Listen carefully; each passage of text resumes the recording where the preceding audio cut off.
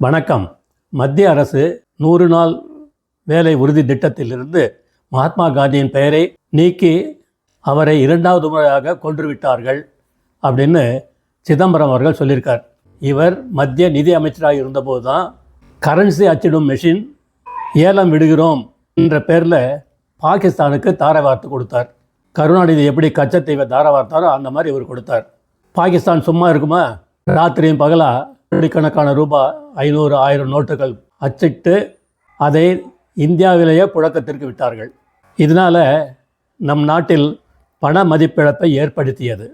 இந்த காரணங்களால் நம் நாட்டின் பொருளாதாரம் வீழ்வதுடன் நாட்டின் பாதுகாப்பிற்கும் அச்சுறுத்தல் ஏற்படுவதை அறிந்த அடுத்து வந்த மோடி அரசு அதிரடியாக 500 மற்றும் 1000 ரூபாய் செல்லாது அப்படின்னு திடீர்னு அறிவித்தது.